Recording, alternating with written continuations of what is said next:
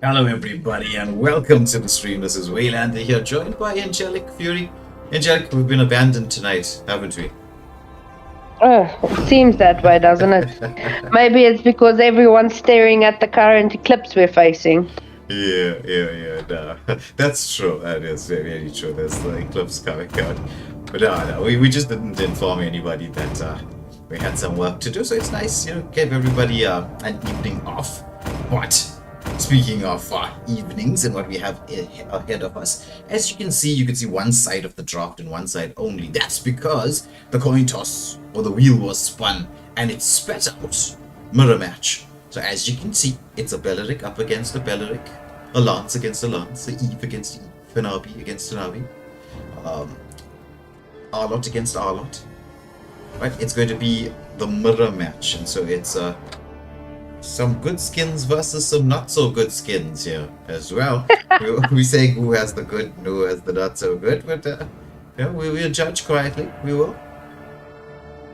So basically now the question remains, is it all skin and no skill, or all skill and no skin? Yeah, that's what it always comes down to. So this game, just for everybody tuning in at home, it'll proceed as per usual, like a normal matchup, but with the added twist and excitement of playing up against your exact counterpart. So it's going to be highly skill based in the sense that there's nowhere to hide, right? If you get out retreat as a Lance, you can't say, oh yeah, it's against the Lance now. Lance is very good at securing buffs because you got one too.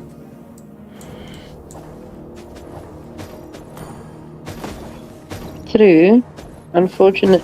Well, I think it should be interesting to see the teams face off. There my goes, my first one for the night. It's a good team overall, except for the fact, as you pointed out, where the Balric and the Nabi is the counter to one another. Exactly. So Anonan won the coin toss, so they got to pick the side. And Belleric already being taken down there in the mid lane, so that was first blood going the way of Astral Nova. So they picked it up, and this is the thing about your mid lane duo. I'm looking at Incandescence and Cypher. I'm sorry if I'm butchering your name, Eve, there. I think it is. It's looking a bit small. I'm thinking it's Incandescence. It's Cypher and Indicates. Oh, Indicates. Right. The nice slowdown. Yeah, I'm just watching the two of them as a mid lane duo. They won the battle of the mid lane, which is why they set up for that first blood. That battle of the mid lane, in and of itself, has a bit of a dance feel to it. Simply because you, as the mid laner and your roamer, are trying to establish, I wouldn't say lane clearance for domination. That's a misconception. So a lot of people think that what you want to do is you want to get to all that engagement here to the the follow-up is in there, dancing around. Yeah, pops the ultimate, but he wants to go in. He pops that ultimate of I keep forgetting the name of it, right? The final slash coming in from here. Actually wasn't from the Arlot making the rotation across with the team joining in. It's 3-1 kills going the way of Astro Nova. What is real world manipulation? Yes, real world manipulation. I was just about to answer your question. Wrath of Brian, double Wrath of Brian. Woodrounds gets the battle yard and going in there. Tommy takes down one, but he's gonna get shut down by Mashi.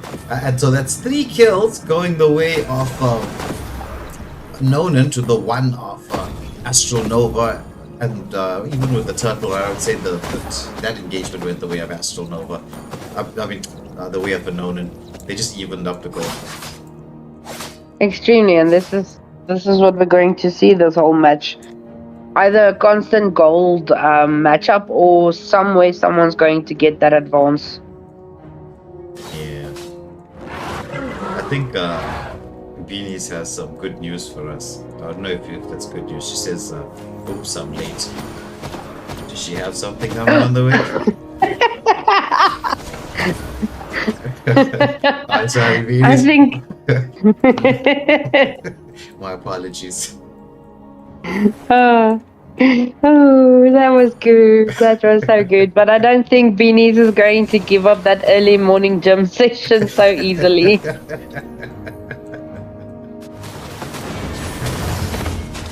Arlot taking down Arlot. It's gets a bit tricky when when especially when there's gonna be a tube, right? Like which like real world manipulation is it gonna be? There's the first round of rides into the second round of rides. Real world manipulation stacked up of one another, and it's going to be a 2-for-1 exchange going the way of Astral Nova. Oh my goodness, it's extremely funny seeing all the ults committed at the same time and it being the same ult.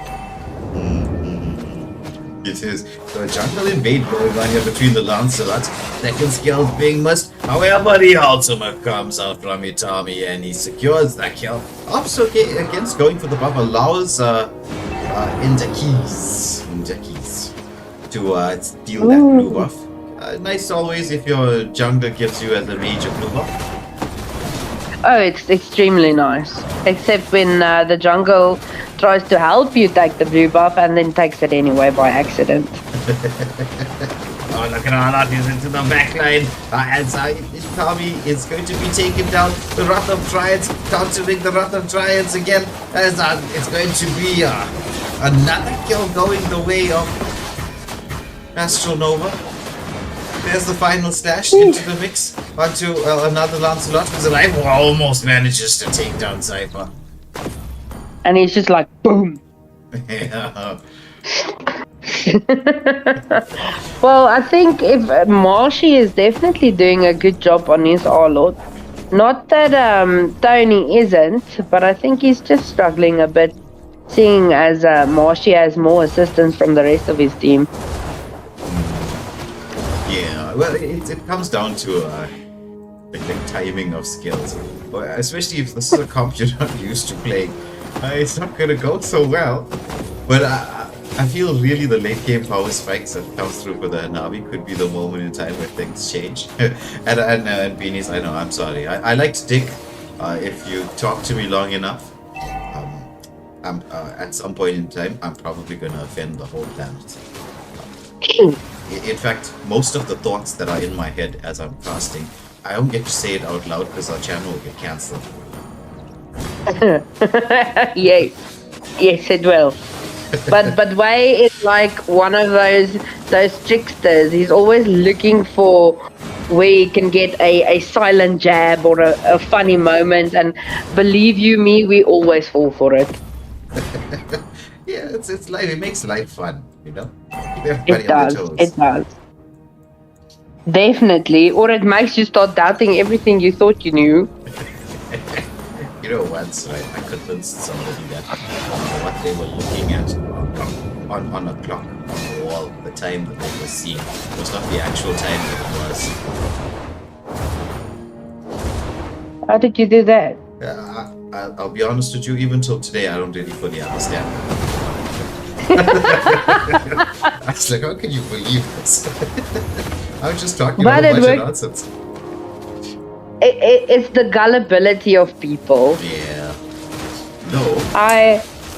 Yes? When I was in UK, I said, oh, nice final slash coming out here, the battle continues. Oh, the Wrath of Triad timing from Cypher. Is he setting up for the team? Can they get something done? Oh, not. He has other ideas. And now he turns around and dishes out the damage. There's a real world manipulation. Lance trying to go in on the Eve.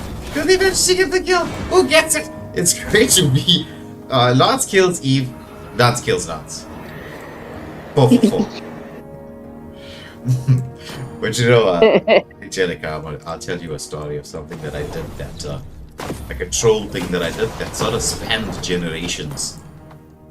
Okay.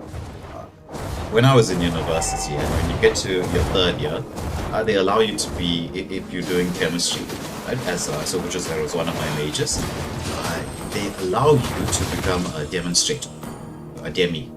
So you get to demonstrate some practicals. They pay you a small wage and stuff, and you're supposed to, babysit the first chicks. And my lecturer and I, we had a very good relationship. So he allows me to give the opening speech to the first years as they enter the lab. So normally we're supposed to tell them about the dangers in the lab, typical lab procedure, the common stuff like what you're supposed to do, use the waste disposal to dispose your chemicals, don't add water to acid, add acid to water, typical things that we explain in the lab. Right? But I don't like to be typical. I like to do my own thing. So I spoke to a bunch of first years, about 300 of them, and I told them, do you know that if you drink tap water, it'll make you gay? And there's 300 first years, 300 very gullible first years who are listening to me, and they want to know how drinking tap water is going to make you gay.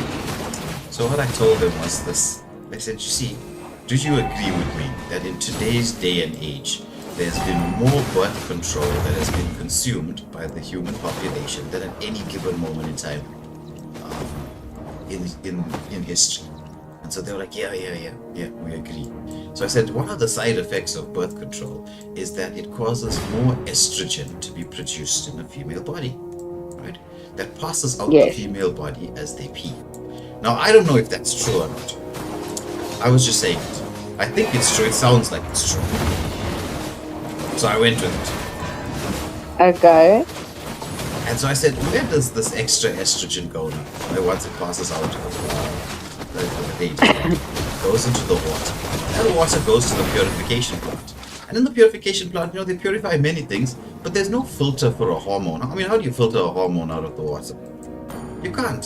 So every time you open up the tap and you pour yourself a glass of water, you're just drinking a glass full of estrogen. So you ever wondered why the men these days are so womanly? Now you know. Too much tap water. People believe me. That story went viral. Years later, when I'm talking to people who are in university, like 10 years later, they're telling me that they heard the same story. That story's been going on from the time I left university and went off to go to work. Maybe it's over now, but I think maybe that was one of the more meaner things that I did. I wonder if I would put this into Google if there's going to be an article or a comment popping up somewhere. Yeah, you never know. You never know. But, I have a student like that who's very gullible, and the other day I told her that if she said orange very slowly, it's going to sound like gullible. There's so many people just like, but I am watching the absolute craziness of this, right? This mirror match may be the most entertaining one that we've seen in a while. I can't even tell you whose skills are being cast right now. No, you can't. But this Arlord, there was a play just a few minutes ago where he was sustaining against 3 of them. And then Anabi came and she took him out, unfortunately, but he was going for it, where? Yeah. Well, Stoner, to answer your question, sometimes when you're talking to people, and then you go with it, right? I didn't know where the story was going to end when I first started telling it, but it ended somewhere. You just run with it, and then whatever comes into your mind, you say it. So the principle or one of the principles of life, the things that you discover in life, right, is if you want to convince somebody of something, make it sound as unbelievable as possible and say it with an absolute straight face. People generally will believe you. Because if it's so unbelievable, but you're saying it with such a straight face, oh, nice flick of spinal slash coming in from the Arlos. They set it up for a team. The Rotten Giants comes and just zoning everybody out. As he's getting to the backline. Oh, he seconds, but doesn't get to the Arlos. He manages to dash away, but Arlos like, no, you're going nowhere. Marshy gets the kill. And that's going to be a 2-for-1 exchange with the Astronova.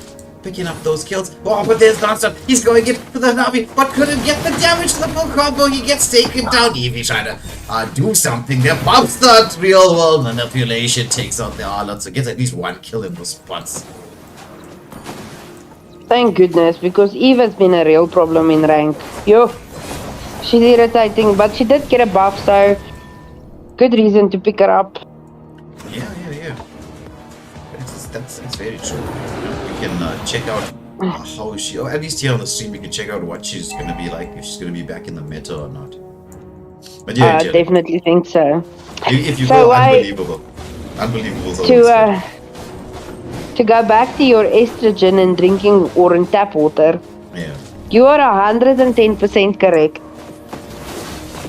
Oh, Estrogen and estrogenic compounds are present in tap water, originating from human and animal waste.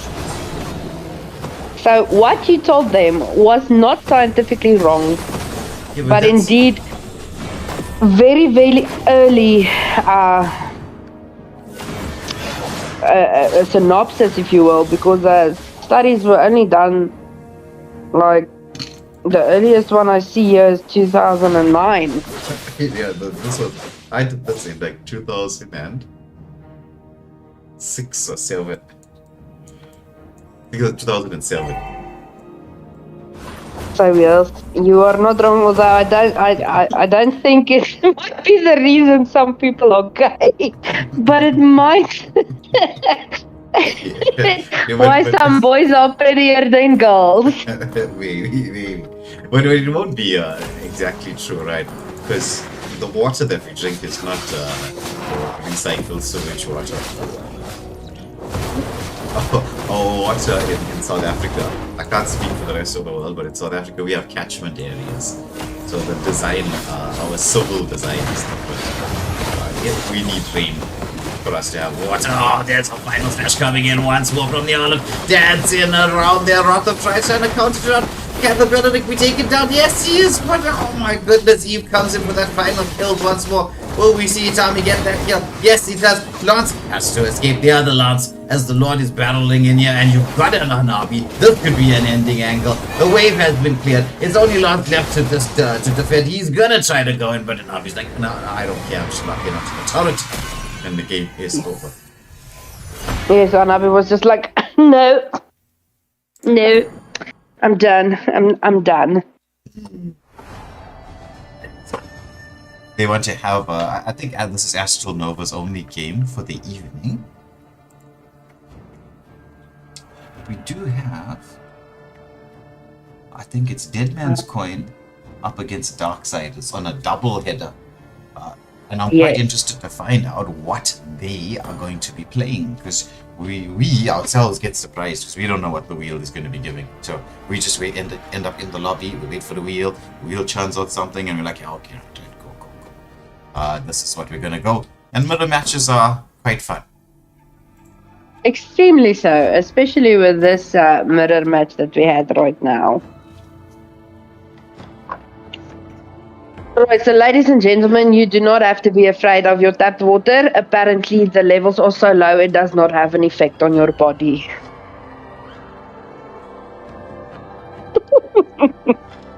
It's Just so everyone knows. yeah. It's a funny theory though.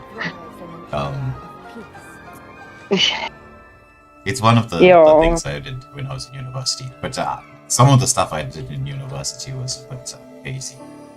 Like just messing around, kind of crazy, not illegal. So I think one or two of them could have gotten me into big trouble if it was taken further. But see, that's the same thing with when I'm teaching as well. I like to bring in real life situations and scenarios, and I incorporate a lot of my personal life into my lessons because it just feels like learners are more understanding when you create a realistic scenario. So sometimes things I say, I think if someone had to walk in at a specific time, I would be in big trouble.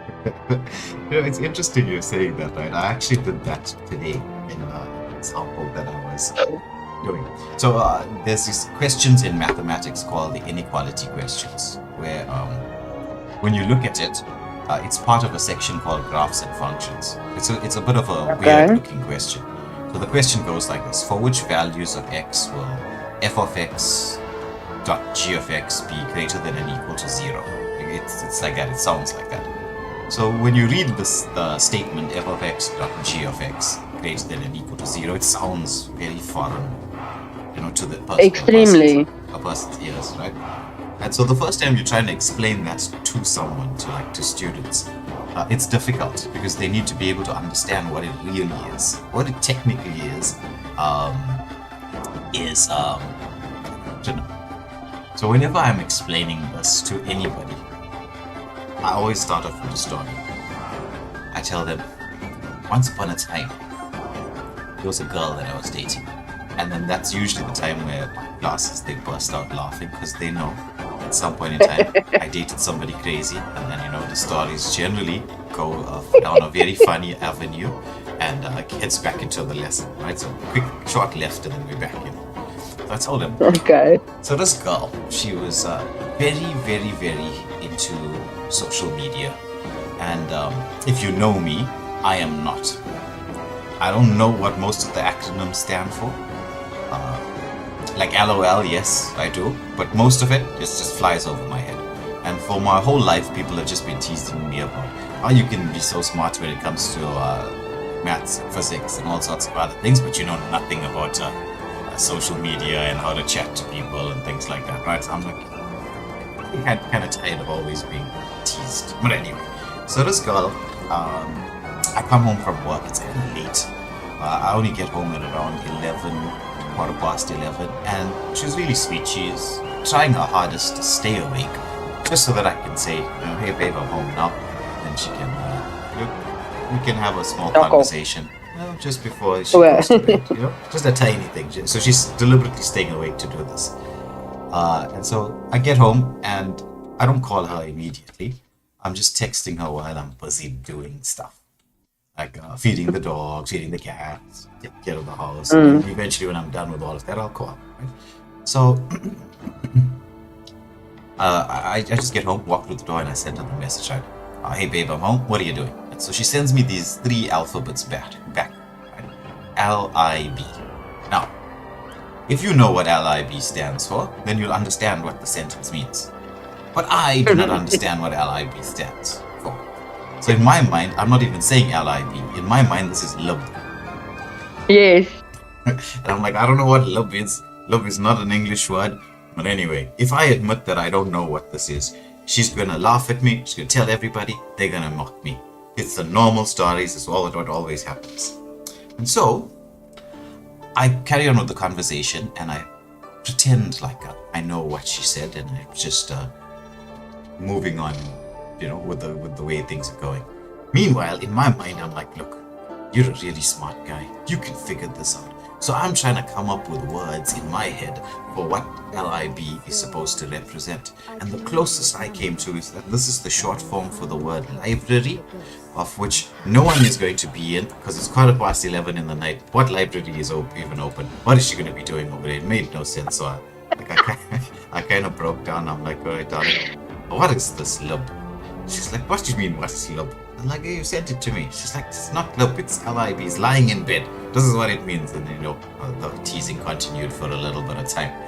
But you see, if I was talking to the students, I said, did you see when you see this? I wrote it here on the board, LIB. As soon as you saw it, you laughed. You know why you laughed? Because in your mind, you're not saying lub, you're saying LIB, lying in bed. That's, you can see what you're looking at. I said the same way when you read f of x dot g of x greater than and equal to 0, I laugh at you because that's a maths acronym and I understand what it means. And so, you can show me your social media acronyms and I'll show you the maths acronyms. And that's how we will continue, but you're going to think about the statement like that. So it's actually telling you to look for something on the graph.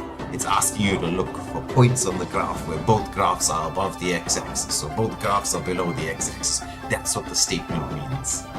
So that's how I explain it. Wait, that is amazing. Like, I am actually seeing this in my in Afrikaans it's geestesoog, but I can see what exactly how you explain this to kids. It's there are certain moments in time where in order to explain a particular concept, an analogy is the best thing that you can use. True. Very true. And I suck at math. Like, there's no deny. Okay, let me just, before everyone thinks I can't do like 1 + 1, I can. Basic math, like math lit, I'm the boss, and that's great. But when it comes to pure maths and the circles and especially these graphs you just spoke about, my kids wrote math like I think on Thursday or Tuesday, and when I read their maths paper, because you have to go through the paper with the kids, then there are some words that I can't even freaking pronounce when it comes to math, so they know by now. I make a lot of jokes. A lot of jokes about maths and pure maths. Like the fact that the math lit first question was, what is the date and time on the till slip? And then I'm like, yes, math kids, you are missing out. You are missing out on the date and time on the till slip. But you have to find the X and answer the Y. Yeah, maths is not for everyone. And that's a good thing. Because life would be really boring if everyone was just good at the same things. Oh, yes, definitely. Definitely. So, some people need to be better than others in certain things. Unfortunately, that is. Otherwise, we wouldn't have the world we are currently having if everyone had the same ideas and the same talents. Exactly. Because I'm good at maths and physics, but I suck at other things. And so I know what I'm bad at. And when it comes to it, it's like, okay, I'm going to allow somebody else to do certain things. For instance, right, every time I do a thumbnail edit, how much of nonsense do I hear from everybody about my color schemes and how they don't match?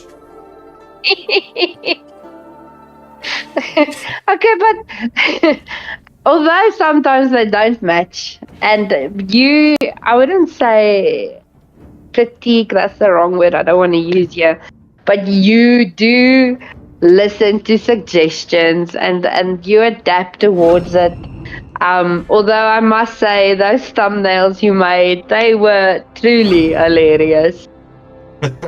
Well, the thing is, the way I see it, right, I don't mind being funny or crazy or silly or even being laughed at, right? It's not going to affect me as a person. And so it's nice to just be a bit crazy. Thumbnails and stream, tell funny stories, do some weird stuff. At the same time, like with the rest of us joining in on casting, I even want you guys to feel comfortable. Like you be you know? Yes.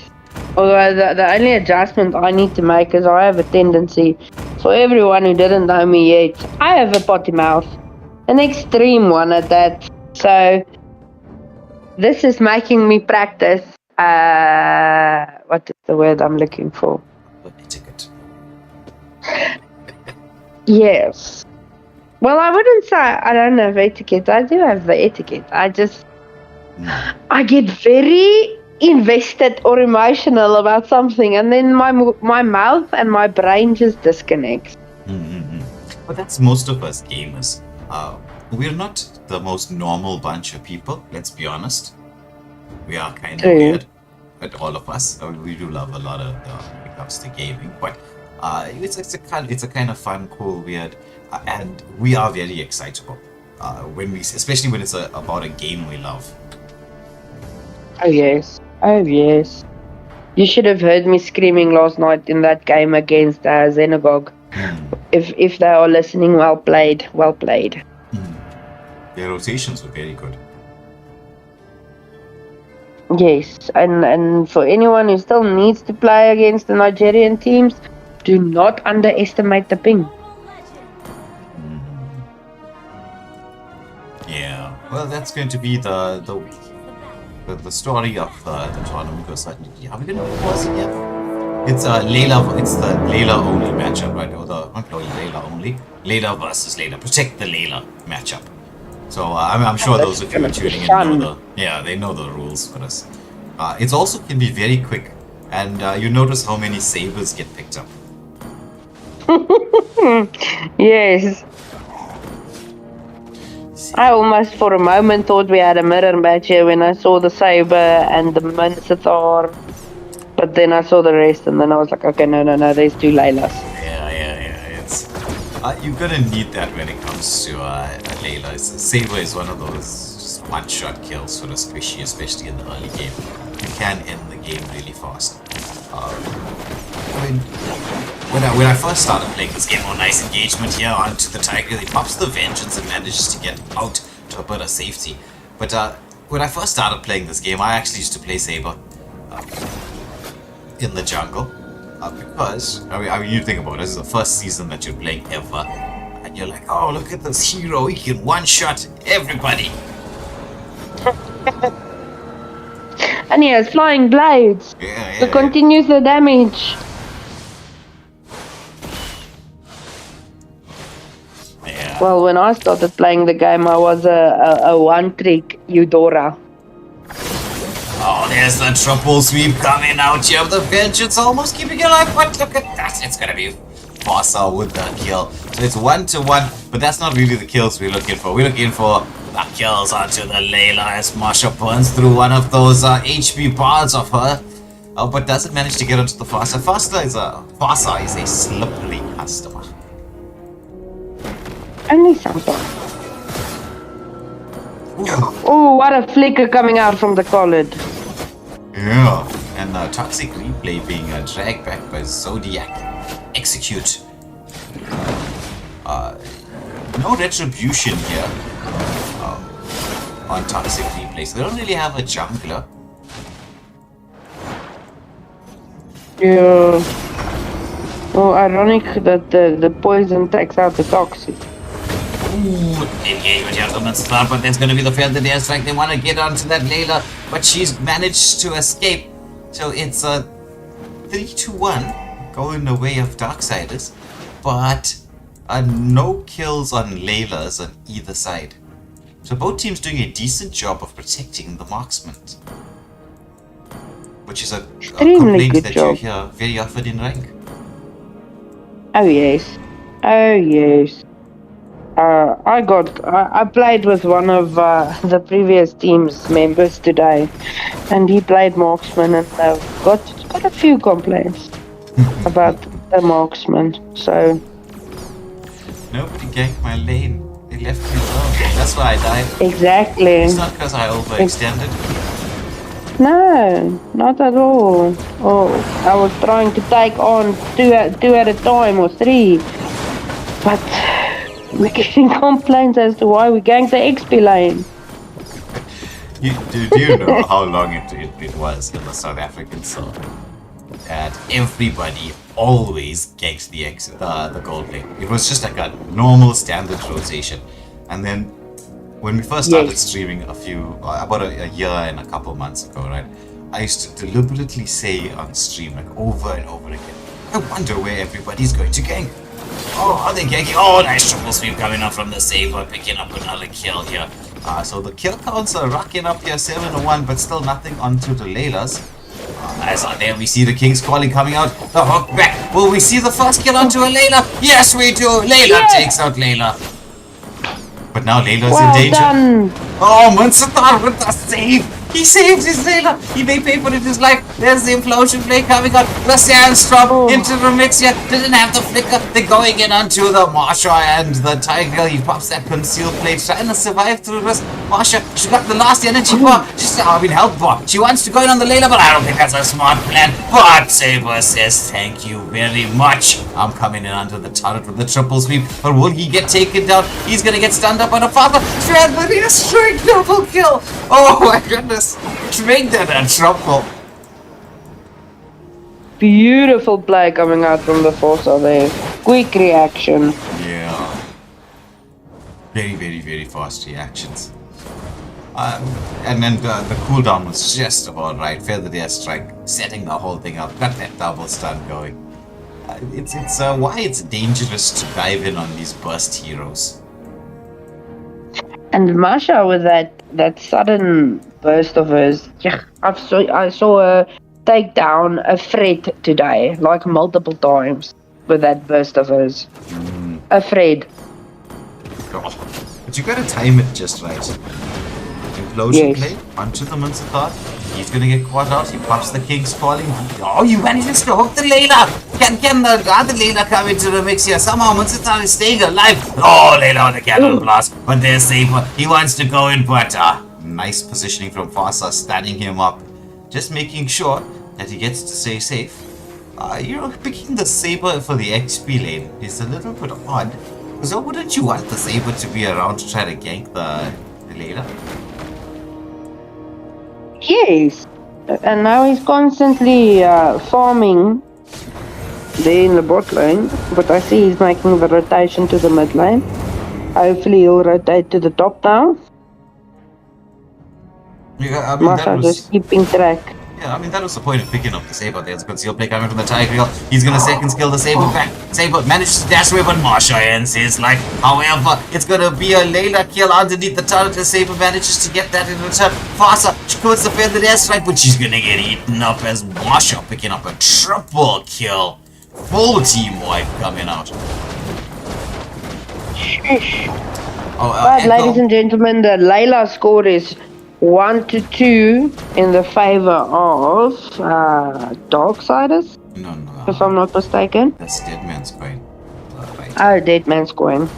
Yeah.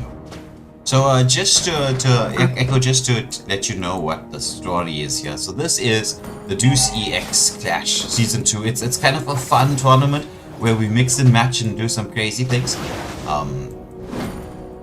The wheel spin has churned out a Layla protect the Layla match. So in a protect the Layla match, you can have a Layla on either team, and the first team to get 5 kills on the enemy Layla wins the game. So as you can see, they're just hunting down the Layla as Khalid is chasing that Layla underneath the turret. They really want to go in. Fasa with the feather airstrike, but Marsha timed it. Marsha goes in. As they do take down the Tigreal, but Layla stayed safe. Oh my goodness. There's going to be a shutdown kill into the mix. They want to get some damage onto this turret here as Marsha is going to be going in. Layla, she has to hide in the bush. There's Saber. He's going in. Marsha pops that skill. There's the triple sweep, but monster kill going for the Layla as she... for the Marsha as she takes out the Layla. So now it's 3 kills on... one Layla and 1 on the other. So this could end very, very soon. Darksiders have the ability to pick up just 2 more kills on the Layla and then they win the game. Sheesh. Will we see anybody going for Lord? Because you do have the possibility of winning the game by winning the game. The conventional way, yeah. Goodness gracious. Layla's on fire. So we're firmly into the mid game right now, so it's going to be a bit difficult. King's Calling does land as they take out the Khalid. Marsha is really starting to hurt. But there's the return. King's Calling with a feather airstrike on 3 with the cannon blast coming in from the Layla. Double kill goes away. A fast up, but look at the Saber. He was waiting, but he gets a triple sweep back himself. But Marsha is like, I don't care. I don't care if I die. Gets the triple kill, gets the team wipe, takes out the enemy Layla. There's just 1 more kill. Amayori Rito is gonna have to stay safe. Yeah. Beautiful play coming out there. But that Mansathor who pulled in that Layla from the enemy team, it was beautiful set with full. Yeah. I was actually having a conversation with Virus and it was reminding me about what happened in MSA where he got the 5-man set on the Muncie and his team didn't follow up. And he lost the team quite often. He was like, you know how pissed off I was. I was like, I can imagine. No one would blame you. A 5-man set on a Muncie. 5-man hook into a King's Calling. When do you see that? Yeah. It's like a TikTok highlight. Not often. We should go look for it. Exactly. And make a short of it. gets taken down by Layla, but look at Saber. He's just waiting patiently. He knows somebody must come this way. The implosion play onto the Layla. There's the kill. That's the 5th one. That's what they were waiting for. Game over. We should see a couple more skirmishes happening here until the surrender comes through. And that's the win going with Darksiders. Well done. This was definitely the most interesting defend the Layla or protect the Layla match. Although I feel they could have tried, 10 minutes. Or almost 11 minutes. It could have gone a bit quicker. But that Laylas were protected like it's the president or something. Yeah, proper protection. Now these two teams will be facing up against one another one more time. No, wait. I think you were right. Yes. It was it's a dead man's coin with this symbol, with the Omega symbol. I always mix it up. No, dead man coin has no. Yeah, no. Yes. The Omega symbol is Darksiders. Yes. So Darksiders took the W, as I think you also said, yes. So we're gonna get into lobby and find out what the next matchup is, and these two teams will be facing each other in a double header. So we'll wait for the wheel spin and find out what the wheel spin is gonna give us for this next particular game. Chat, is there anything you're hoping for, wishing for, anything specific we can keep an eye out for? Oh, yeah. Anything? Let's see. What do you think is gonna happen? While we're waiting, if you don't mind, why don't you smash that like, the share, the subscribe button. I'm definitely in the mood for like a OG match where it's like the start heroes. Maybe. Spin that wheel, Dirkie, so we can know what we're having.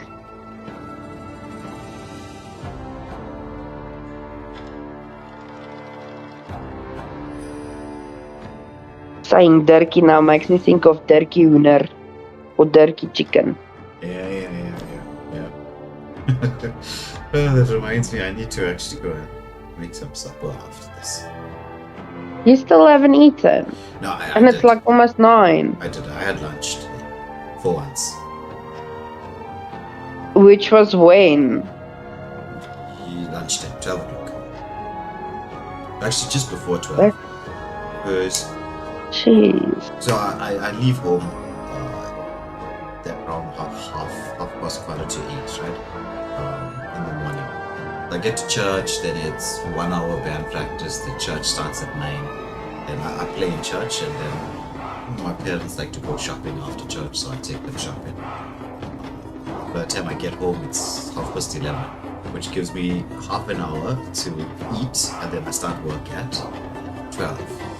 And I usually try to finish by 4:30, because that's when we do the Call of Duty streams. But today it was a little bit unfortunate. I couldn't do the Call of Duty, Sundays, Final Day streams, because I was working much later. So I kind of just finished work and then jumped straight in here. So Sundays are, like most days, are kind of busy. Yes.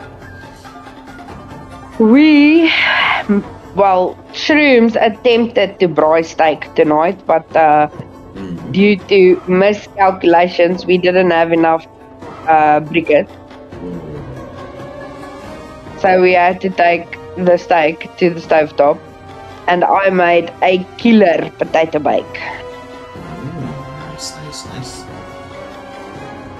Well, with steak, right, I actually prefer going the reverse sear process. Like on the braai stand, I'm not saying it's not good, right? It is good, but you can actually, if you sear it on the braai stand, it will work out well. So it depends on the thickness of the cut of the steak, and obviously what steak you're working. Chuck it in the oven, you bake it up just for like about 15-20 minutes or so, just to get the coloring on the inside right, so that light pink got it set, and then you take it up to open flame and you sear it. So So once you take it out of the oven, leave it to rest for about 5 minutes. Then onto the open flame, onto the grill, nice high heat. The flame's gotta be jumping, and then you sear it. It's like 2 to 3 minutes aside, and it just gives it that crisp on the outside, and then you have a steak. Ooh, that does sound deliciously tempting. I'ma try it. It's called the reverse sear process. Also, keep a nice, I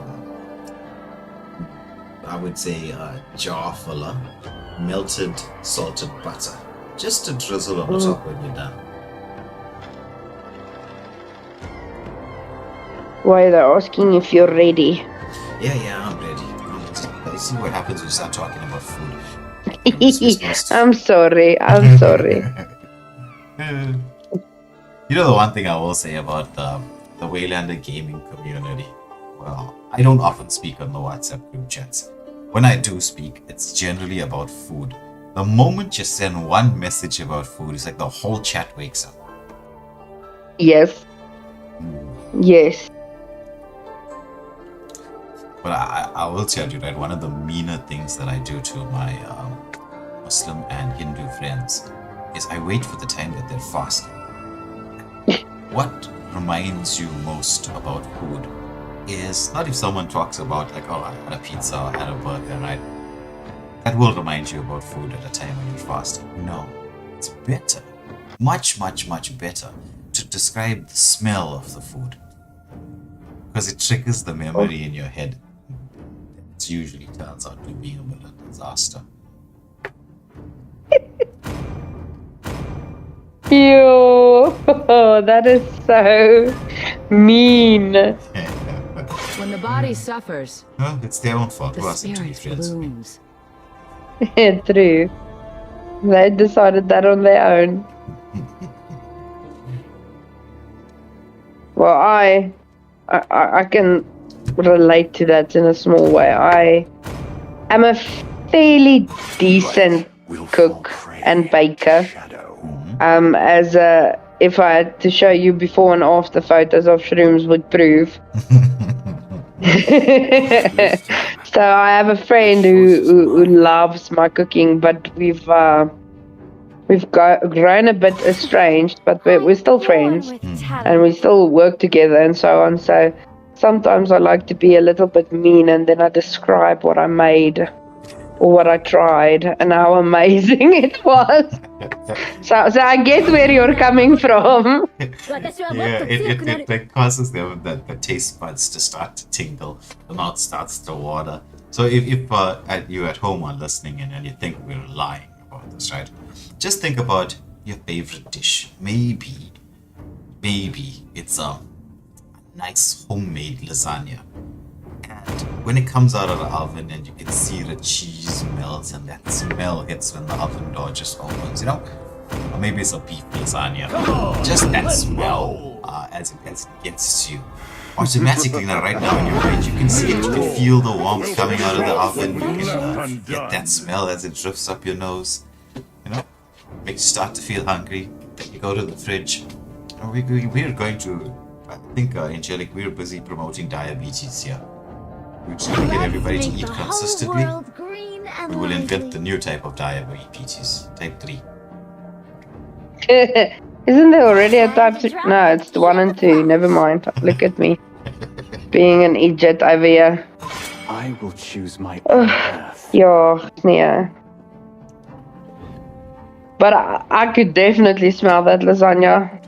Although I am so full, it's making me, the idea of eating now is making me nauseous. Only due to the fact that I overindulged in dinner. As I always say, right? First suppers are My good. friend. Second suppers are better. No, I don't think the second supper is going to be there for me. Okay, well, maybe I did second supper when I went back for seconds. Remember, I mean like proper second supper. So all you need to do is just give it some time. Right? If you're awake long enough, busy doing something, like how we're casting and talking, And then just so that everybody at home does know, this is supports only matchup, so it's support versus support in this third and final game for the evening. But you give yourself enough time to get it digested, and you get that little bit of a peckish feeling. Go have second suppers. I promise you it's better than first supper. My second supper usually consists of a peanut butter broodjie. I like to make Or a melted cheese. Yeah, there you go. There you Always go. on the way. That there with a nice strong cup of coffee. It Oh. goes down well. Extremely well. Strangely enough, right? Out of all the dishes and meals and I love cooking. Don't get me wrong. I love to cook. But if you ever ask me what's my favorite thing in the world to eat, it's a toasted cheese sandwich. Mm-hmm.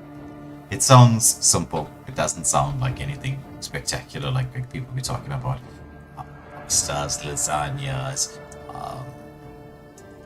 paneers, or whatever it happens to be that they love, roasts, etc. For me, it's not like I don't enjoy making and eating all of that. It's just The simple. yeah, the toasted cheese. It's just the way it melts. I don't know. I just love it. Yes.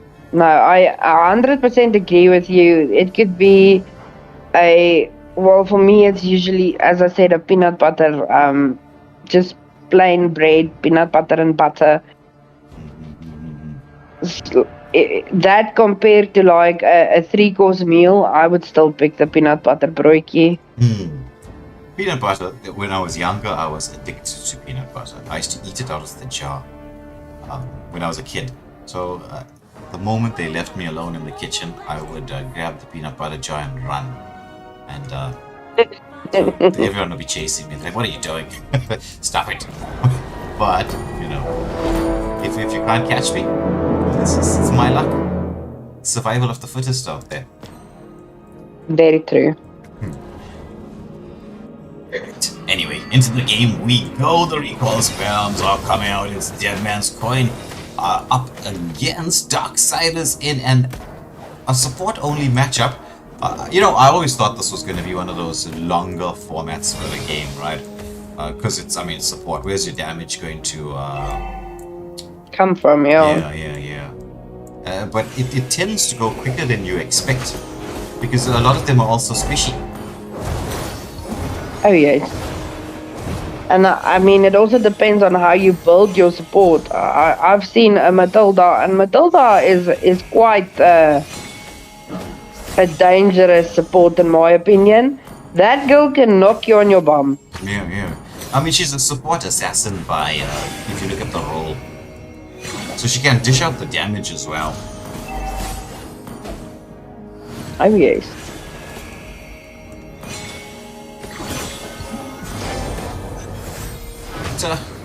But with the amount of heals here, it's going to be kind of difficult to kill anybody to pull back here onto the Estus. The continuation of the fight. Estus is so low. He manages to get the heal, but let's kill you into the mix. Tsunami slam, dragging underneath the turret. There's first blood onto the Paramus. There was a combo we played last night that I thought was insane. It was Faramus with a Florin, and who was it? And I think Fredrin. Way, you would not believe the sustain. Onto the Fredrin. It was, yes, we just kept him alive constantly.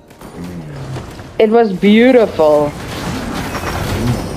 Steel coming in here. Johnson manages to get the kill. Paramus with the nether rail. Tsunami slams into the next number. No one Fury on top of the knock up, set up, but do they have the damage? Not quite. Killia trying to get up to the Johnson. Johnson, he turns around and throws this little hammer out there, stands up. Oh, there's a hot cut onto the Killia. But can she survive this with the antidote? No, she gets taken down. This is there was so much of action, but hardly anybody died. It was a 1-for-1 trade-off. Make that 1-for-2 trade-off. Sheesh. Now, we're speaking of alive, right? I'm sorry, I missed all the messages on the live chat here about me being a vampire and hypnotizing people with food. My apologies, my apologies. Sorry if we made you hungry. Yeah. I think tonight all of us should go and make some toasted cheese sandwiches. Oh yes. So I used to live in the hospital when I was a child because I pretty much broke most of the bones in my body. Goodness. And I was kind of naughty. And the nurses at the hospital knew me so well that whenever I was in for one of my more special visits because I did something exquisitely stupid, they know when I wake up that what I want to eat. Oh, nice tsunami slam coming through. There's the Minoan Fury knockup on people. We see the follow-up coming through as this pops that heal. But there's Pharaohs keeping everybody alive with the realm. Do they have the damage? No damage, just so much of skills. But now it's going to be Dead Man Coin on the retreat. Johnson manages to set up a kill. There's Pharaohs gets a one in response. Now Johnson has to hightail it out from there. And so that was a good couple of kills going the way of Darksiders. Oh yes. I needed to look at the sign in front of their names.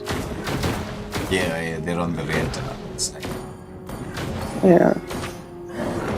Oh, So you were Johnson with also in the retribution. hospital Yeah, quite a lot as a child. Yeah, a lot. I used to do some very, very dumb things.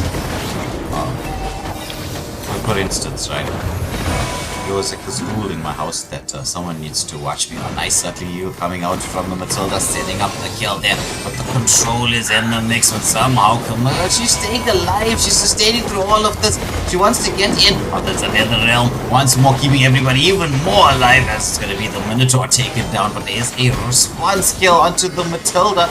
But Johnson with the drive-by gets onto the Kalia. It's the Rafaela taken down as well. So lots of pressure being placed.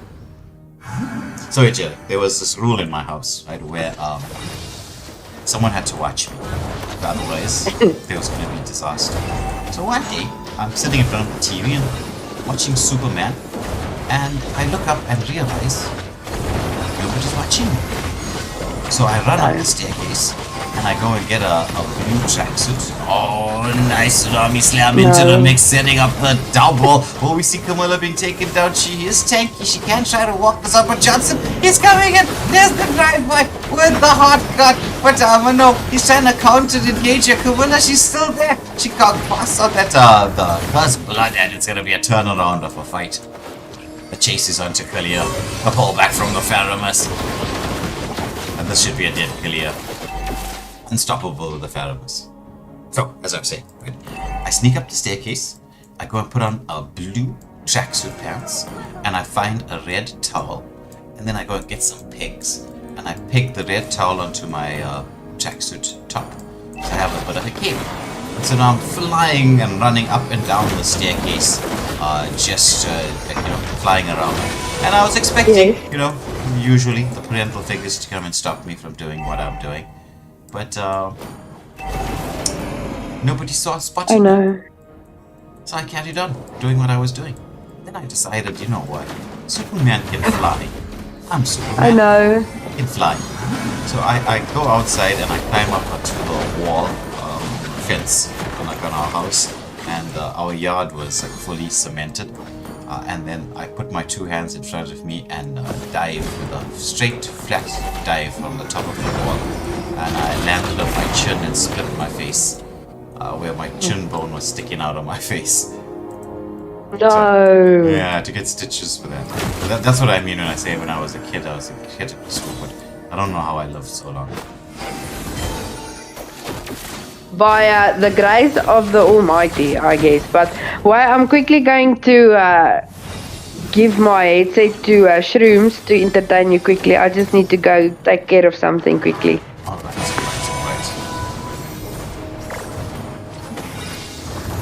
Hello. Alright, Absolutely, you just walked into a Minoan Fury. Camilla Curse Blood, not exactly the combo. Johnson with the drive-by slams comes out there. They finally managed to get rid of the Johnson. It's the support versus support matchup. Oh, this ought to be fun. Yeah. The amount of heals coming out is it's insane. The fights are extremely extended. I mean, it's expected to go very long. I mean, there's the Esther's, Florin, Esmeralda, Angela. So there's a lot of combos, but the combo I'm looking forward to is the Carmilla into the Johnson. They have pulled it out a couple of times. It's 18 kills on the board. I'd say mainly due to that combination. Well expected. I mean, and as well as that, the Faramir just to keep everyone safe. That is a lot of damage and sustainability. Yeah, exactly. You just gotta time the nether realm properly. There's no tsunami slam underneath the turret. What the floral bloom comes out from the floral, just keeping that Camilla alive. It's like there was no damage. And this is the thing, right? You'll see somebody low and then they're back to full health. No, I'm wondering how many anti-heals have they actually picked up, or because I expect all the members to rock anti-heal at this moment. Yeah. But I don't think so. This is just a full-out brawl, so no anti-heals being picked up. Shady, you're saying you like to watch anime. I've been trying to convince somebody to come and join me and watch this new anime that I think is Zero Shrooms is laughing at because he knows he's culprit number one. Culprit number one. I told them about Gacha Kusa so long ago. This is gonna be the next peak anime. Trust me on this. There's 4 episodes out at the moment, 4 or 5 episodes. It's absolutely peak. Yeah, actually, I'm looking for new anime, so that's going to be my next watch, because I was looking at the different animes. I'm like, this thing has a 4.9 out of 5 on Crunchyroll. It's rocking an 8.4 on my anime list. I mean, that just has to be peak. Yeah. When I saw the first episode, right, it just came out the day it landed. I was on Crunchyroll. I was like, okay, right, let me look for something interesting. I'm like, oh, sounds weird. It's about trash. Sounds weird, but anyway, let's give it a watch. I mean, it's only 1 episode. I can waste like 20 minutes of my life on something that may not be good. Click on it, watch it, and it gave me that kind of when you watch Attack on Titan the very first time, season 1, episode 1, it gave me that kind of vibe. Granted, Attack on Titan season 1, episode 1 hits hard. I don't think I've ever met episode 1 that hit harder. But that vibe was, I was like, yeah. I mean, if someone dies on episode 1, you know this is going to be a heart-wrenching, and I mean, it did not disappoint. No, it did not. That was one of the better anime series that is out there. Well, I would say Attack on Titan definitely my top 10, but I would have to put it at 3rd or 4th place. Yeah, it's in the top 10 comfortably, but I have a very difficult time deciding what should be number 1. It's a hard choice to pick your number 1, but I think definitely the top contested would be something like That Time I've Got Reincarnated as a Slime is definitely, I think that ought to be my number 1.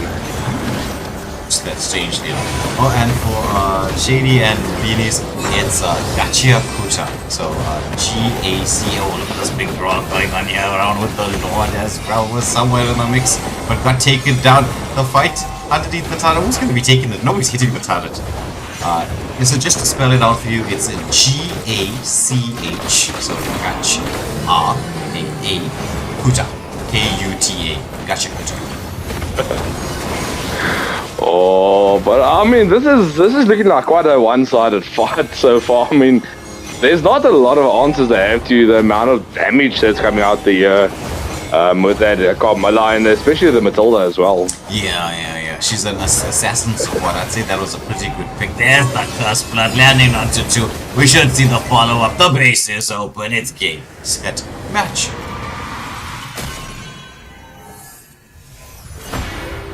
Going the way of Darksiders. So they picked up 2 victories in this matchup here, the double-header that they had up against Dead Man Coin, or Dead Man's Coin.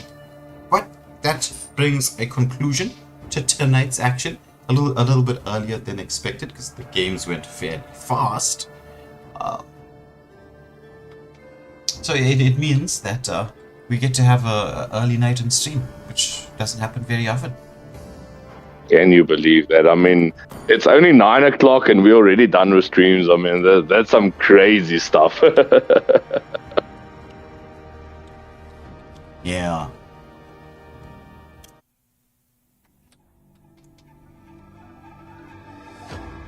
Oh, but I mean, that at least gives us some time to go enjoy the evening and watch some anime. Because I just started a new series by the grace of gods, and it's kind of cute, slaps. The anime quality is a bit horrendous, but it's good. What I was doing was, I'm going to watch the tail end of Kaiju number 8. I think the rest of the season 2 is, I wouldn't say it's completed, but there's been a couple more episodes. If I'm not mistaken, it's at like episode 6 or something, so it's still got a few to go. Yeah.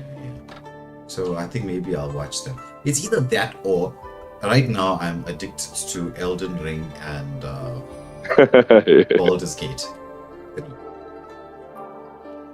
Well, quite understandable to be addicted to that. I mean, Elden Ring is peak. I mean, it is a Souls game, so you of course would expect it to be a good game. Yeah. I mean, what I like about it is the discovery part of it. So the storyline's not revealed to you as you're just, okay, here's the storyline. Like you're following this down, you know what your objectives are. This was a game where you were dumped into an open world. You can go in any direction you feel like. And as you go down the line, you find the elements that is necessary to complete what you need to do. And there's been a lot of stuff that I've done in the game that I discovered by pure accident, just through exploring. I mean, that's the best way to discover elements in games is through exploration. I don't mind getting dropped in with no info into a world, and then you have to discover the storyline, have to discover the plots and how it works and everything. I mean, that is one of the best points that used to make open world games so fun, is the unlimited possibility. Yes. It is, I did get a bit of the same vibe with Subnautica. Though Subnautica, I'd say, is more of like a survival with a slight horror part to it, right? Which is what makes it fun. But for me personally, I'm not such a huge survival fan. Like survivals kind of games is not my cup of tea. But saying that, right, I really enjoyed Subnautica. I have finished the stream, though I did not release the final footage for the last couple hours of play. So it took me about 2 days, and I smashed in another, I think about 14 hours almost between the 2 days to end it all. So like my sleep went out the window 100% completely. Yeah, I mean, you've got to sacrifice something if you are a gamer. It's either going to be personal time or sleep. Most of the time it's just sleep. And I mean, sometimes, not always, but sometimes it's definitely worth it. Yeah. It was to finish off Subnautica. I'm just gonna edit it, cut off the segments where it's a little bit more boring, shall we say, where it's just me looking for stuff, and then just get the action sequence set in. But I finally managed to end all of the Subnautica bits. I'm thinking maybe after I want to do one playthrough of Elden Ring, like offline, just to enjoy a game without having the pressure of being online. just to game for gaming's sake. And then I definitely am going to do an Elden Ring playthrough on live stream. Well, I definitely think you'll have a few people switching in to watch that. Oh, nice, Beanies. Nice. Adding the gacha kuta. I promise you, you will not regret it, right?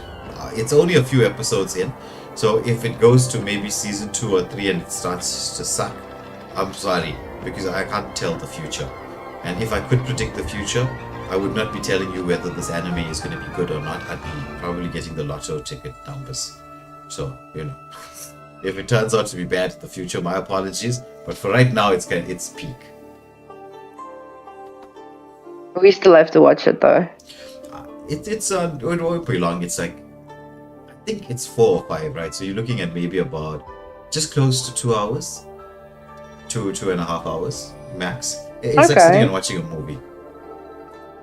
Okay, no, then I'll definitely put it on our weekend to-do list next weekend. Shrooms and I have discovered Korean dramas. So, and it's not anyone's fault, it's Netflix. If it's anyone's fault, it's Netflix's fault. Because they advertised it and I was like, this looks like an anime I've watched. And I clicked on it and we read the bio and then I started watching it. And like all men, even though they deny it, they watch a bit and then they start asking questions and then you're like, you want to watch it with me? And then no, keep watch a show. And then eventually they invested just as much as you are. So we are now currently watching this Korean drama that only releases every Saturday and every Sunday. Maybe I'll watch it because I have never in my lifetime watched any of those kinds of dramas. Not just Korean, but anything from anywhere. The soapy kind of style. Yeah. Yeah, I haven't. Have you seen the anime Food Wars? Food Wars? I saw the title. I have it on my watch list, but I haven't watched it. It's extremely good. The only disappointing part is that they stopped making the anime. So it ends at around, I think, season 4. Oh, that sucks. It does.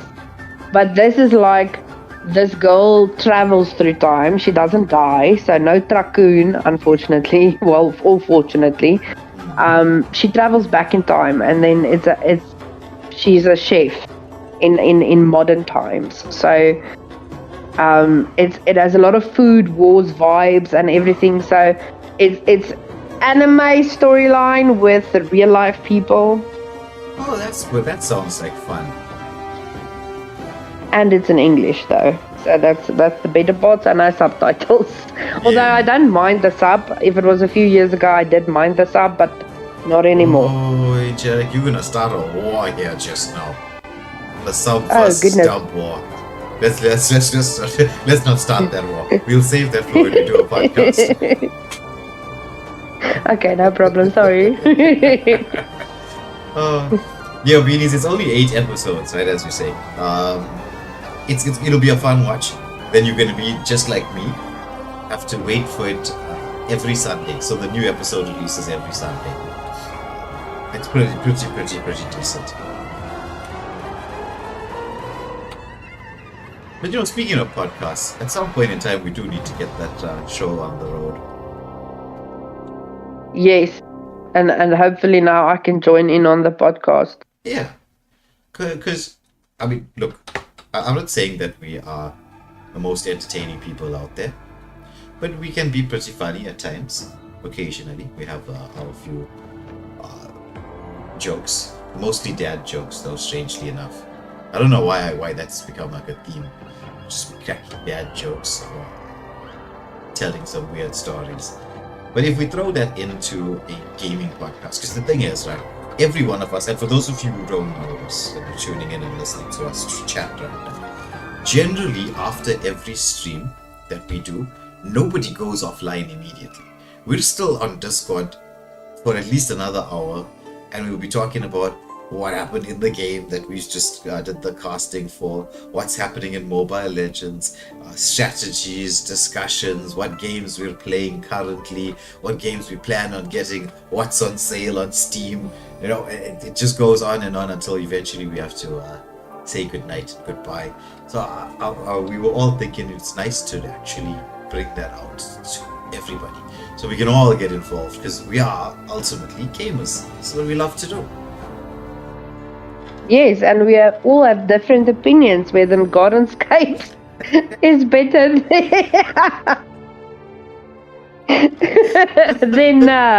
what is the Candy Crush? Candy Crush. Yeah, we'll actually, maybe we'll have a debate about it. Gardenscapes or Candy Crush, which is the better game? I've never played either. Candy Crush. Really? Yeah.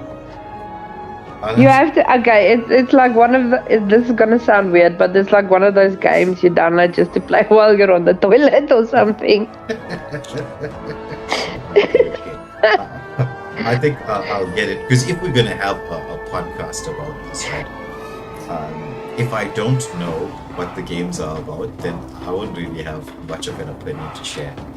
It reminds me of this once, right? So there was, like most good stories, right? That I have to tell. So there was a girl I was dating.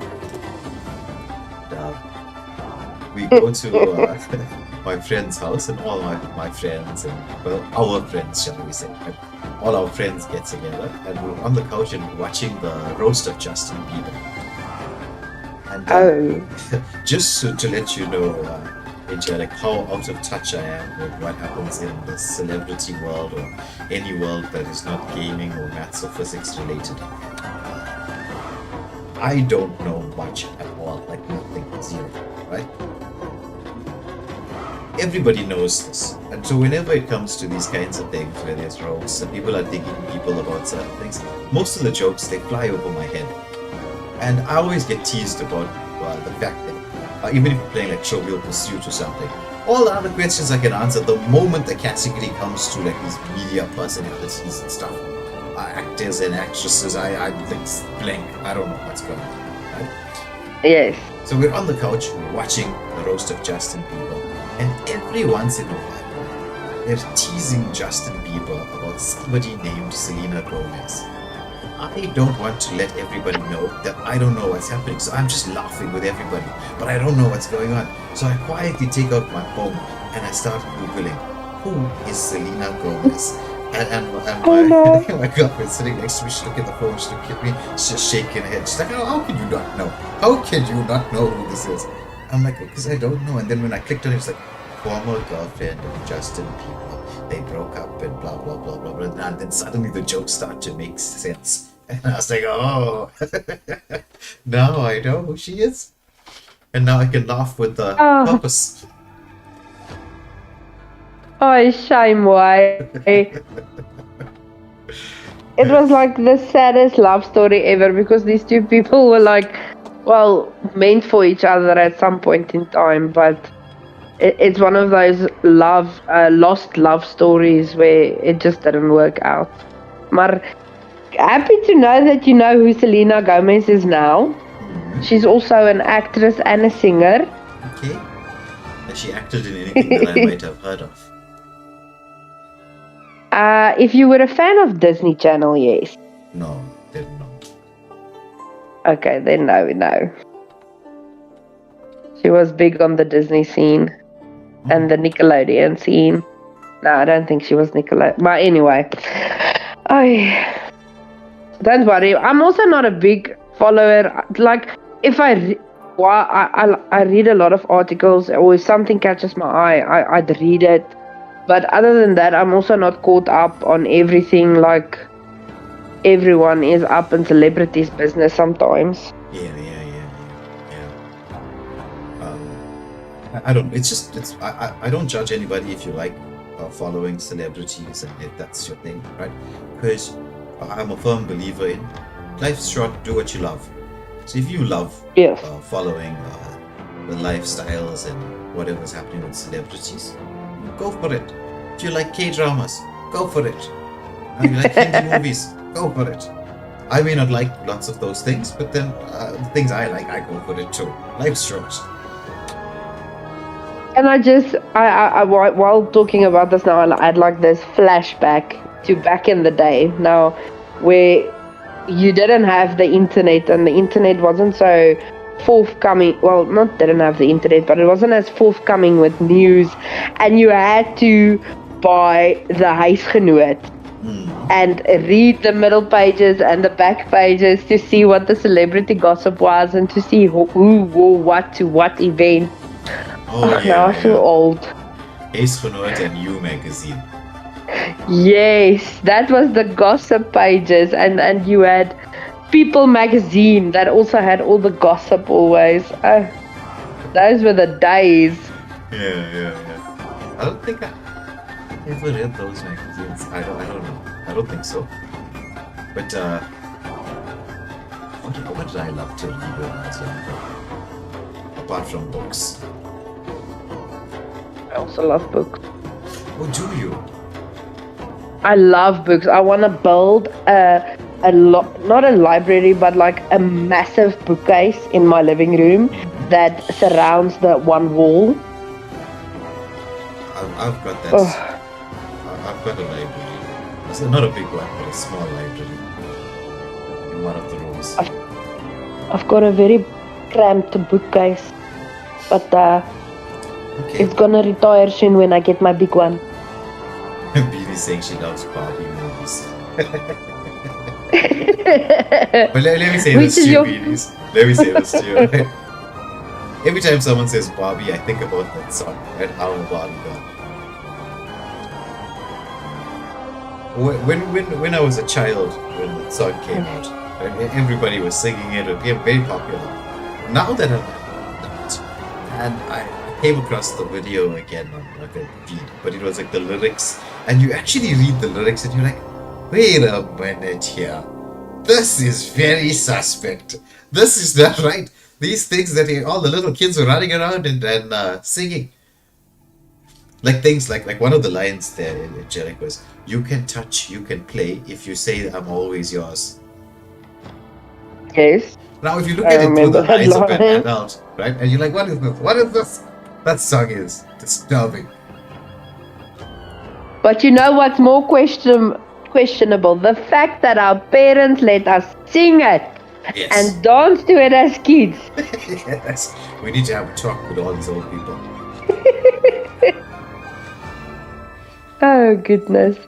But it's the same with movies. If you go, I only found this out like a few years ago. Obviously, when I was a child, you don't know this.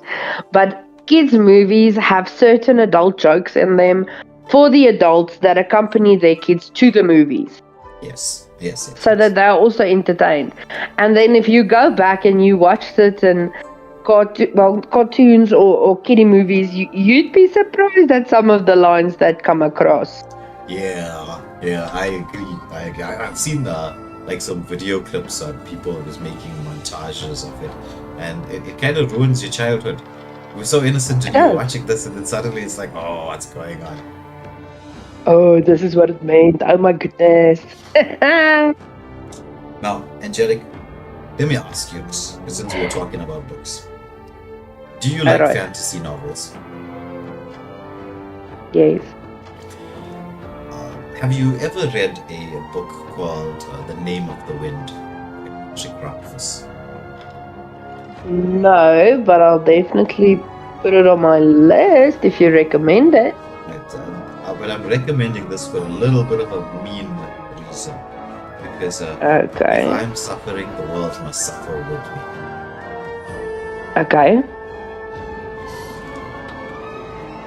Name of the Wind came out in, I think it was 2008, 2009. It is, when you pick it up, if you're a fantasy novel lover. So Beanies, I like that you like reading. So come join in on the torturous fun that we're about to engage in. The first book came out 2008, 2009, around then. It is mind-blowingly good. It is one of those unputdownable books. You start it, you will finish it. There's no two ways about it. The story rockets through. and it's fairly lengthy, so it's not like you're not going to enjoy yourself. 2012 rolls around, the second book comes out, right? Which I will tell you about the second book, but the title of it, right? But the second book comes out. The third book, because this book is supposed to be a trilogy, third book called Doors of Stone, was supposed to be released just after 2012 to conclude the series. It is now 2025, and the finale to the story is only projected to come out in 2030. Oh my god. So you're gonna get through the first two books, you're gonna love it, you're gonna get hooked on the story, you're gonna be super addicted, and then you will come and join my world, and we will all suffer together as we wait for this next third and final book to come out. Okay, deal. So you know how they say misery loves company. True, it does. It does. I'm gonna see if I can get the book. I think I might have an EPUB version of it. I'll see if I can send it to you. Okay, I'm also trying to get a like a PDF I've version definitely of got it. an EPUB. Let me just go on my reader on my phone.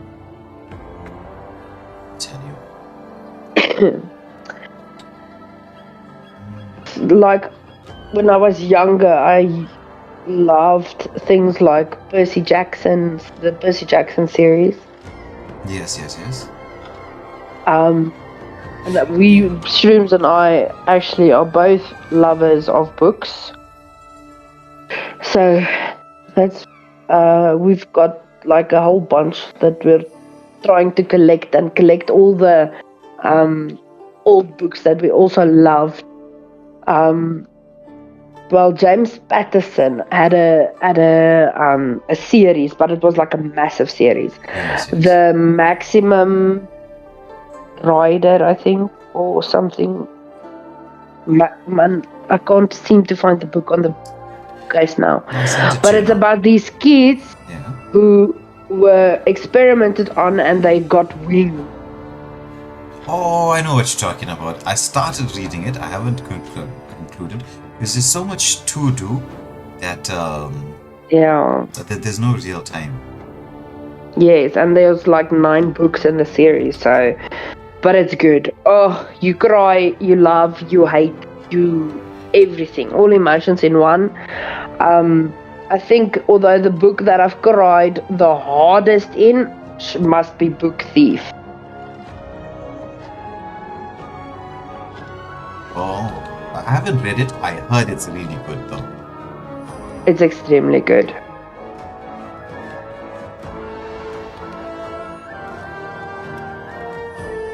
That's it. I got it. Yeah. I sent you both, first and second. So Beanies, just send me a message on WhatsApp. You know where you can find my name in one of the group chats. It's there. Just send me a message, and I know it's you, and I'll send you the book and the sequel immediately. I just sent it to Angelic as well. You will love it. It's called Name of the Wind. If you're a fantasy lover. You see, I'm that person who's going to read through the night and go to work extremely tired, but it's okay because I read. Yeah. I mean, look, I'll say this much, right? Last night, after the streams, I actually sat with Virus from 1HP, and we were like busy just chatting till maybe about 12 o'clock in the night. The coach from the Philippines, one of the Mlbb coaches from the Philippines, he came and joined us for the chat. Scarpy joined in. You know how it usually does on Discord, right? Another friend of mine, Chris, he jumped in, and so we were just like talking about games and gaming and just a whole bunch of nonsense till I think it was 3 o'clock in the morning. Ew. Yeah. No, I saw you guys were on Discord, but I didn't. Well, when it was still the whole 1HP team before the stream concluded last night. Yeah. They stayed in quite long, and so we just chatted, laughed, joked, had a it's nice to socialize a little bit. It is, if you think about it, right? One of the reasons why we leave the WhatsApp community specifically open for people to chat. We don't use it like how other gaming organizations use those WhatsApp groups. It's just a place to post information about upcoming streams and tournaments.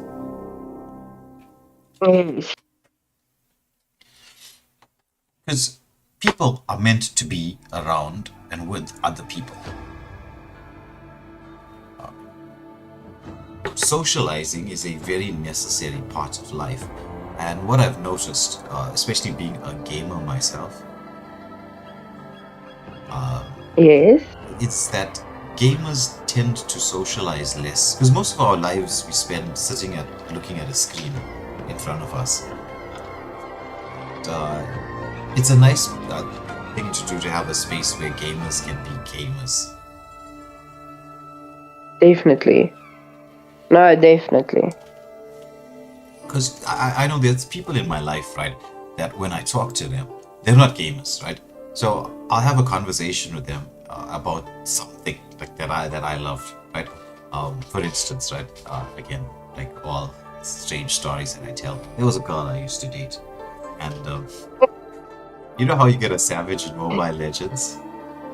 Yes. In Dota, you get something called Dota 2. You get something called, it's called a rampage, and Yes. if you think a savage is difficult to get, a rampage is like, oh my goodness, it's like really hard to get. You just team wipe everybody. You know, 1v5, you win the whole fight, right? I used to. Yes, I've been there. I used to after work, right? Like she'll be sleeping, and I used to have like a separate room for gaming. So when she goes to sleep, I used to go and play Dota 2. And so sometimes if I get a rampage, I would run out of the room and then jump on the bed and wake up and like, babe, I got a rampage. And then she'll open her eyes and like, yay! And she'll fall back to sleep. I'll go back and carry her play. That sounds a lot like Shrooms and I when we first started dating, and I wasn't so much on the gaming scene. I was more in the background supporting, and then tried to play Dota 2, but I totally get where you're coming from with this. It's not very often that us gamers get people who are going to be excited about things that we're excited about, you know?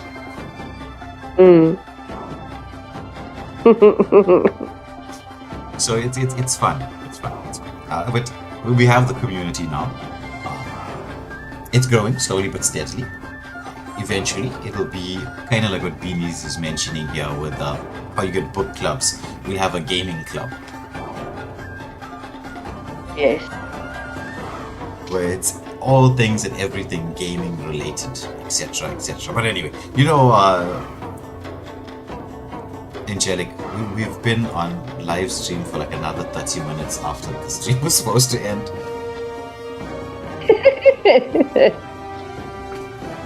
We're just having an awesome conversation. We should get Beanies to join us on stream, and so she can chat with us. Yeah, you can come and join us. No stress at all. But on that note, right, Angelic, I'm hungry.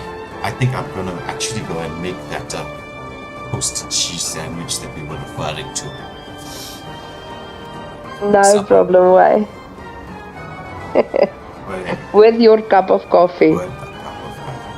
But for everybody who stuck around for our 30 minutes of nonsense that we were chatting about, that I think started somewhere during the course of the streams and has now brought us to this particular moment in time, we're gonna have to unfortunately say good night to everybody.